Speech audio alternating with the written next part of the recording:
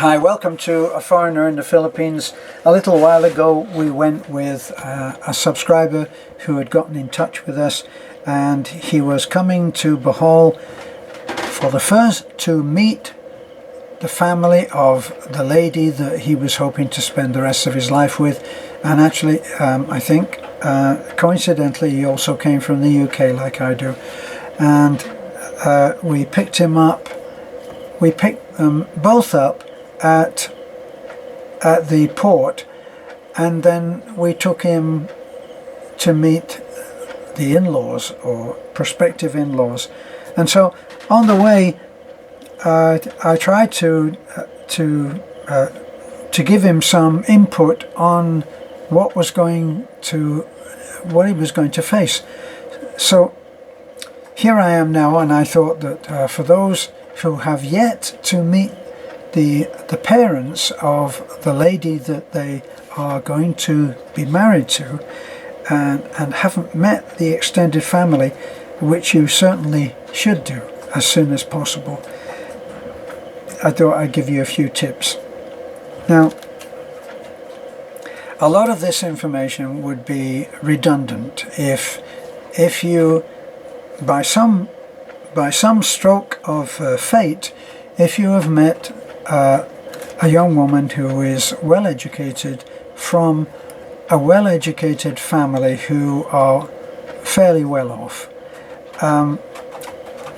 If you have met someone like that, then you're going into an almost Western situation that you would actually experience, very similar to meeting the in-laws to be in the West, because the house will be, certainly if they're fairly well off, the house will be everything that you have been used to yourself, so there'll be no culture shock there. But that's going to be the minority. Now,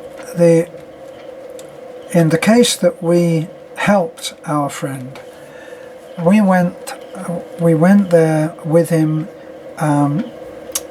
A lot of it was walking from where we could go and park. We could park the truck, and then there was a walk, and this is very common. And as you walk, you're going to be seeing things. If you're from the West, you're going to be seeing things which will be a culture shock, because people here live in very mixed communities. You will see a house that's made of concrete block and has a nice roof on it, and is pretty well there for being a very nice house.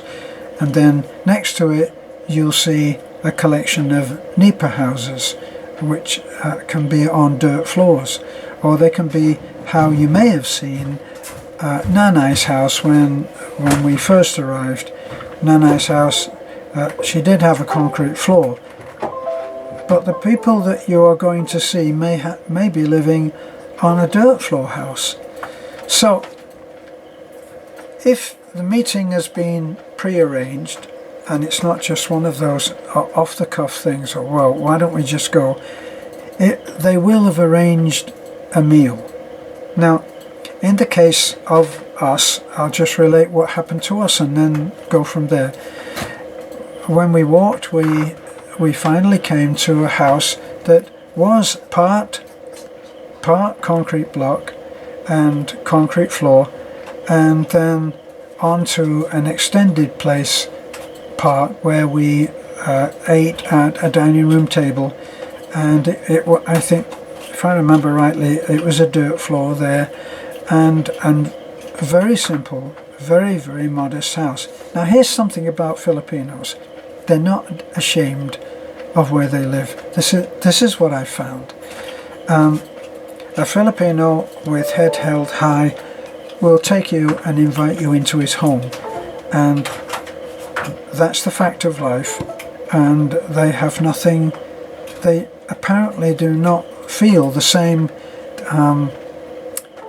to me, incorrect, if you like, feeling of shame.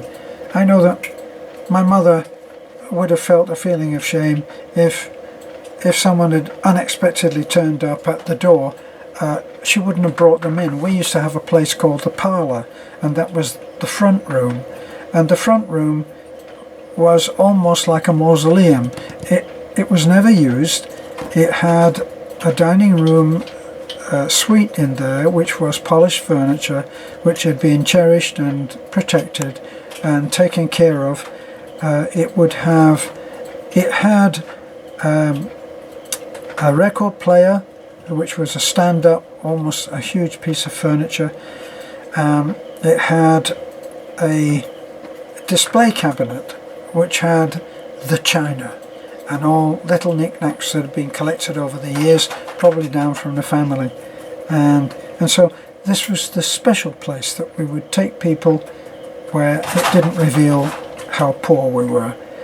Now, I never noticed that with Filipinos. They'll take you in, and this is where we live. This is it.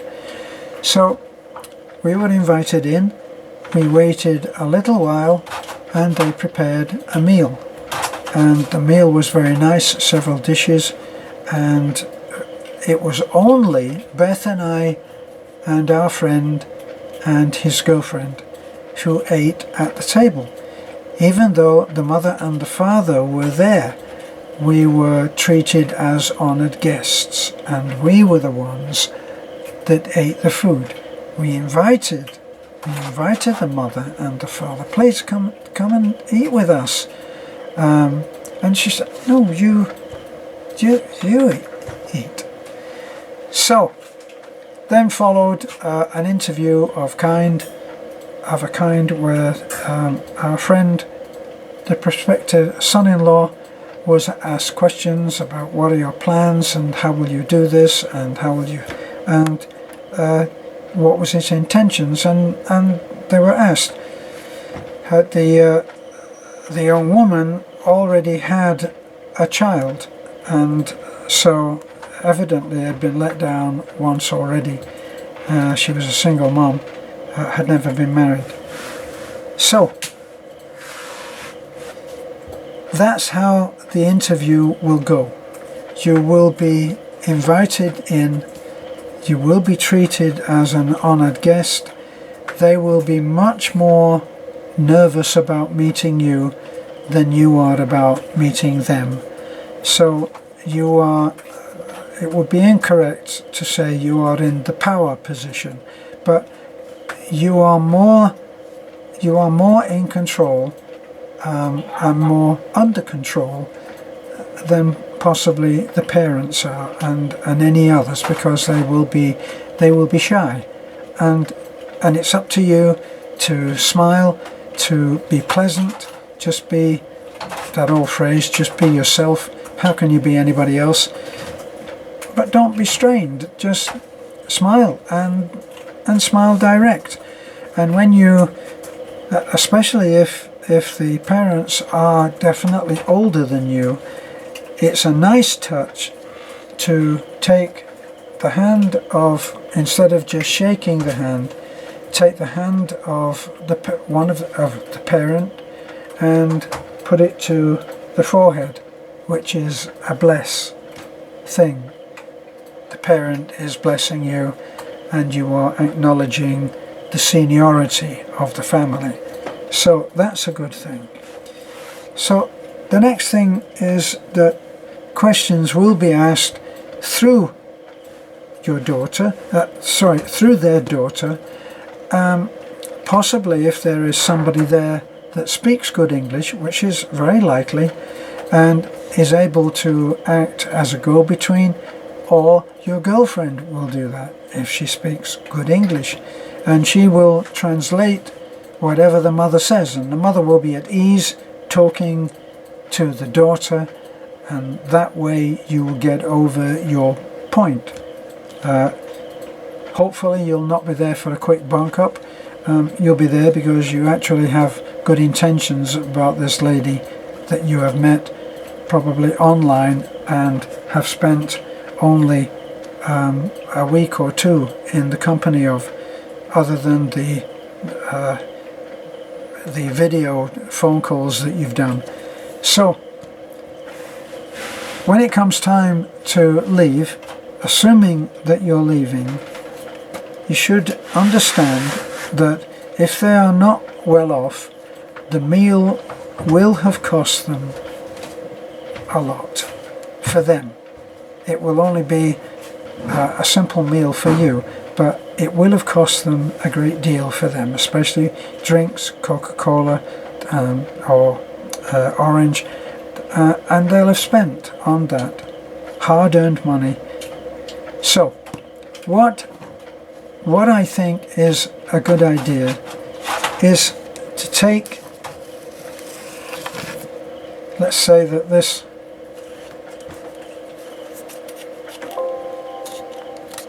you can fold banknotes like this, and my suggestion is that without making a deal of it, you would put the money in your hand like that, and you would shake hands with the mother, and you would put, my suggestion, depending on what your assessment of the situation is, maybe 2,000 pesos would be a proper gift to cover the expenses of the meal and whatever preparations they may have done. And you take the hand and you shake the hand like that, and you leave the money in the mother's hand, and she will understand exactly what you've done and be grateful for it and respect you and like you for the fact that you didn't do a big deal of paying her off like a servant. So you would have done this ahead of time, and you would have folded the banknotes. 2,000 will fold very easily into that kind of shape, and have it ready in your pocket, put it into your hand, and when you shake hands, as I said, you should give that money, and it will be well received. And then I'm assuming that you will be meeting after that, and it is proper to offer and be guided by your girlfriend as to what to give and contribute. Especially if you are staying there, then you are going to contribute. And if you think about it, if you're staying there, they're saving you something like 900 or 1,000 pesos per day. So be generous and give in a modest way, in a humble way, so that no one feels like they're being paid off. Try to think how their feelings are. So I hope that helps. It's totally inadequate, of course, for what you really need to know. But once you have been there and you've had a meal there and said that the meal is delicious and eaten heartily, you'll be well on your way to being okay, and you'll be very well taken care of, and you'll be treated very respectfully. So return the compliment. This is a foreigner in the Philippines, and bye for now. Don't forget to like, comment, subscribe.